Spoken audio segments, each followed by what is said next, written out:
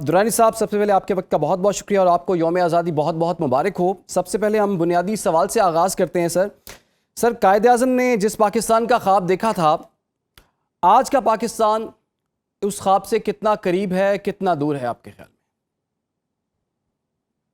बिस्मिल्लाहिर्रहमानिर्रहीम। देखिए, कायदे आजम ने जो ख्वाब देखा था, है ना जी, यकीनन वो कौम की आंखों में, हम सब की आंखों में उसकी जो वो है एक इमेज, वो तो डेफिनेटली कायम है।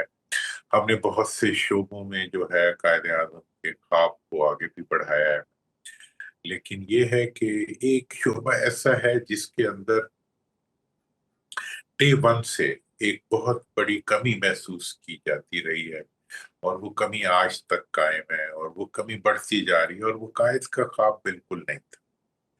और वो ये था कि ऐसा मुल्क जिसके अंदर अवाम जो है वो इक़्तिदार में शरीक हो, ऐसा मुल्क जिसके अंदर अवाम इख्तियार, इक़्तिदार और वसाइल में बराबर के शरीक, जिसके अंदर अवाम जो है वो बाख्तियार भी हों और बावकार भी हों, और उनको इज्जत भी मिले, जिसके लिए ये मुल्क दिया था।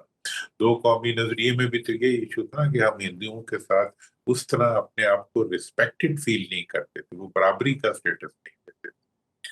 और अंग्रेजों का भी यही था, अंग्रेजों से आजादी लेने का मकसद भी यही था कि हम एक ऐसा मुल्क बनाना चाहते थे जिस मुल्क के अंदर हम हर शहरी जो है वो बाइज्जत और बाख्तियार।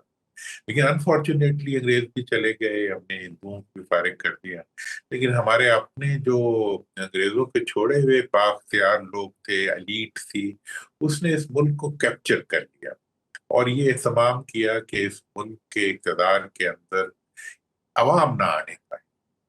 और देखें जी, इस और वही अवाम जिन्होंने इस मुल्क की हर तरक्की के अंदर अपना रोल प्ले किया है। आज देख लें आप, आपकी जो जो टेक्नोलॉजिकल जितनी भी तरक्की है उसके अंदर मिडिल क्लास और लोअर मिडिल क्लास के जो लोग हैं उनका बहुत बड़ा रोल है। आपकी आर्मी है, आपकी एयरफोर्स है, जी। मतलब उसके अंदर कौन लोग हैं? मिडिल क्लास और मतलब लोअर मिडिल क्लास के लोग हैं, जो कि बड़े मतलब हम्बल बैकग्राउंड से आते हैं, लेकिन आके वो पाकिस्तान के लिए सब कुछ कर गुजरते हैं।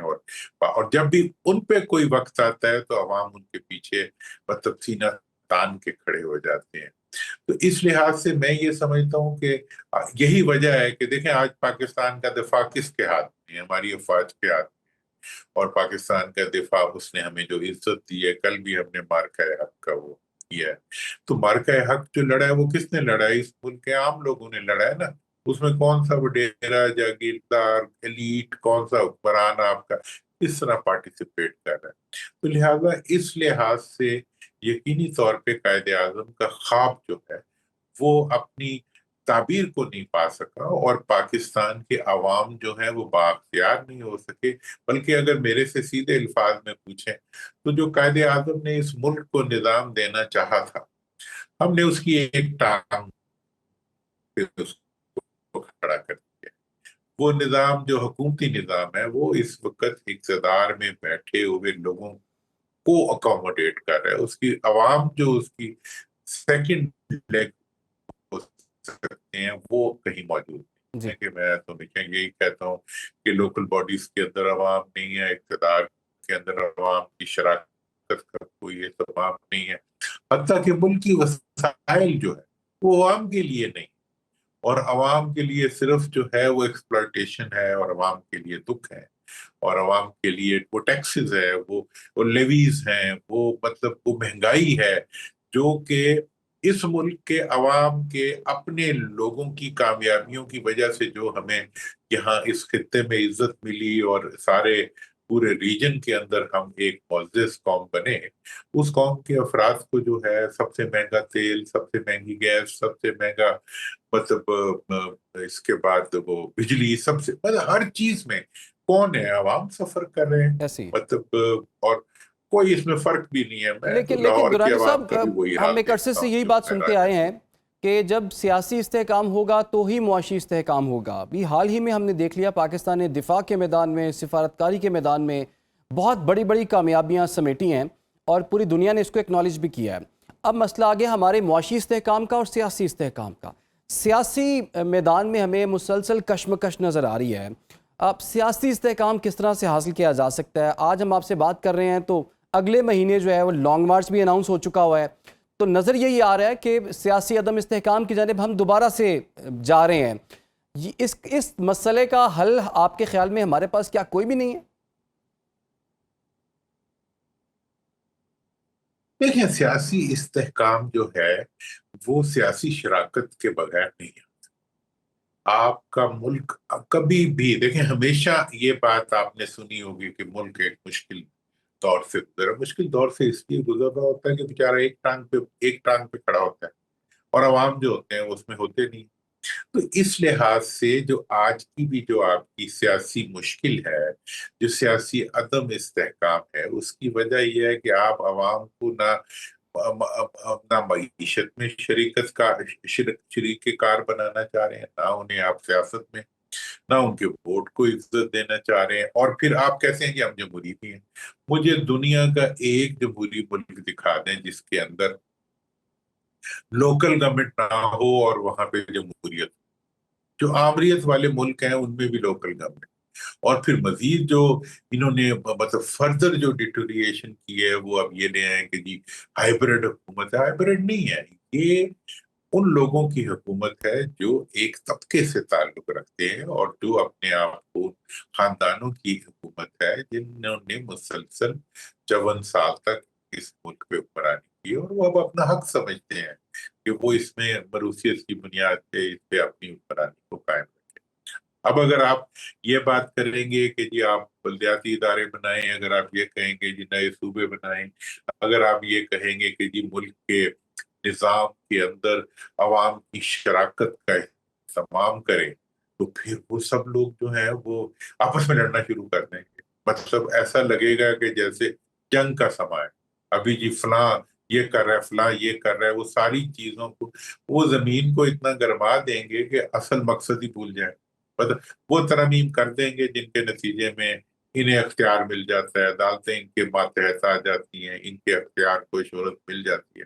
لیکن جب عوام کے اختیار کا کوئی آئیڈیا اسٹیبلشمنٹ بھی لے کے آئے گی تو اتنے دیکھیں میں آپ کو ایک مثال دیتا ہوں.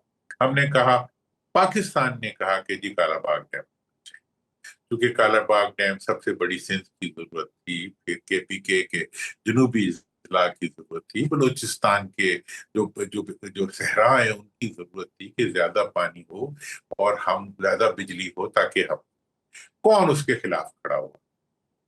یہی لیڈر. انہوں نے کہا جی ہم سڑکیں بند کر دیں گے، ہم سب کچھ بند کر دیں گے. ایک یہ نہیں مانتے تھے، ایک انڈیا نہیں مانتا. اب اس کے بعد آ جائیں، ہم نے نہروں کی بات کی، نہروں کے اوپر پھر یہ لوگ کھڑے ہو گئے اور ایک ایسا سیاسی ایشو بنا دیا جو کہ ایک ٹیکنیکل ایشو تھا، اس کو سیاسی ایشو بنا دیا. اب آپ صوبوں کی بات کریں تو پھر یہ کہتے ہیں مرسوں. مطلب یہ ہے کہ یہ جہاں عوام آ جائے وہاں یہ عدم استحکام لے آئے. اس وقت جو سیاسی عدم استحکام ہے اس کو قائم اس لیے رکھا ہوا ہے تاکہ عوام اپنا حق نہ مانگ سکے. عوام کو ان کے حق سے دور رکھنے کے لیے اس عدم استحکام کو مینوفیکچر کیا جاتا ہے، تو نرچر درانی کیا صاحب جاتا ہے، آنے والے پالا دنوں میں جاتا تو ہے. ہمیں سڑکیں یہ جو ہے وہ عدم مزید گرم ہوتی استحکام ہوئی جو ہے یہ نظر آ ملک رہی کو ہیں. اپنے گھیرے میں لیے رکھے. جی درانی صاحب، ابھی ہمیں نظر آ رہا ہے سہیل آفریدی جی صاحب جو ہیں اب لانگ مارچ کے لیے وہ کہتے ہیں کہ جی 20 لاکھ بندے ہم کے پی سے لے کے چلیں گے، اسلام آباد پہنچیں گے. آپ کو کیا نظر آ رہا ہے پاکستان تحریک انصاف کی اس سیاسی حکمت عملی پر؟ آپ کیا کامنٹ کریں گے؟ انہوں نے پہلے بھی کافی کر کے دیکھ لیا، احتجاج بھی کر کے دیکھا، لوگوں کو موبلائز کر کے بھی دیکھا، مہم چلا کے بھی دیکھی، کوئی خاص فرق نہیں پڑا. اس دفعہ یہ لانگ مارچ جو ہے مطلوبہ نتائج انہیں دے پائے گا آپ کے خیال میں؟ دیکھیں، میں سمجھتا ہوں کہ یہ جو ان کا یہ بیسیکلی جو ہے نا ایک سیاسی کم فہمی کا نتیجے میں بننے والے منصوبے ہیں. پہلی بات تو یہ ہے کہ آپ ریاست سے نہیں لڑتے. انہوں نے ہمیشہ ان کے جو وہ ہیں زبانی حد تک انہوں نے کبھی جنگ بندی نہیں کی. دوسری طریقہ یہ ہوتا ہے کہ آپ قانون کو بلا وجہ ہاتھ میں نہیں لیتے. آپ ने सियासी जद्दोजहद इस चीज का नाम है कि अपने सियासी हकूक के लिए, लेकिन उसमें भी एक तकाजा होता है कि पहले आप अवाम के हकूक के लिए खड़े हो, उसके बाद आप अपने हकूक लेके आए। जी अब अवाम के हकूक जो है उनके लिए आप बात ना करें और आप सिर्फ जो है अपनी बात करें, और फिर ये आप देखें जी, आप फर्ज करें अगर जहां तक रिहाई का ताल्लुक है तो रिहाई तो है, अब तो वो रसाई तक आ गए। जी अगर रसाई के लिए उन्होंने 27 लाख लोगों को वो करना है, मतलब मोबिलाइज करना है, तो कितना इम्कान है कि इतने लोग मोबिलाइज हो जाएंगे। मतलब ये असल में लाउड क्लेम्स और बड़ी बातें और सिर्फ बातें और बार बार बातें और ट्रक की बत्तियां, अवाम इससे दुख महसूस करते यानी हैं। कि मैं खुद दुख आपके महसूस आपके करता हूं। ख्याल देखो, में सबसे पहले तो अवाम के हुकूक की बात हो, उसके बाद दीगर मामलात जो हैं वो आने चाहिए, लेकिन अपोजिशन जो है अभी तक अवामी हुकूक के हवाले से कोई आवाज़ जो है वो बुलंद नहीं कर पा रही। जी सर, क्लोजिंग कमेंट। मैं तो जनाब यही कहूंगा कि इस वक्त आज जब हम 14 अगस्त के दिन बात कर रहे हैं, तो हमारी बात ये होनी चाहिए कि हम ये अहद करें कि हम 27 लाख लोगों को लेके निकलेंगे। इसलिए निकलेंगे कि हम पाकिस्तान के अंदर आइन की, कानून की बालादस्ती चाहते हैं। हम कानून को हाथ में लिए बगैर अवाम को उनका हक दिलाना चाहते हैं। अब जब अवाम को हक मिलेगा, अवाम को वोट का हक तो मांगे ना, वो नहीं मांगते। ठीक है ना, मतलब ये है कि अवाम को तो हर चीज से महरूम किया हुआ है। तो जी इसलिए सियासी पार्टियों को अपनी जाती, शख्सी और मतलब ग्रोही मफादात से आगे बढ़ते हुए कौमी मफाद के लिए काम करना चाहिए। ये 27 लोगों को लेके निकले, 27 लाख लोगों को ये आज़ाद, और कहें कि हम पाकिस्तान से दहशतगर्दी का खात्मा करके रखेंगे। वो मतलब उन चीजों पे अवेयरनेस पैदा करें, दहशतगर्दों को ये खुला पैगाम देंगे कि हम पाकिस्तान में दहशतगर्दी को बर्दाश्त नहीं करेंगे। और ये एक अवामी दबाव से सबसे ज्यादा अच्छा इसका इफेक्टिव कंट्रोल आता है। और गवर्नमेंट के ऊपर दबाव डालें, यार 27 लाख लोग लेके आएंगे, लेवी हटवा के जाएंगे, वो मतलब तब तो चलो अवाम भी कोई इस पे इंटरेस्ट आ जाए।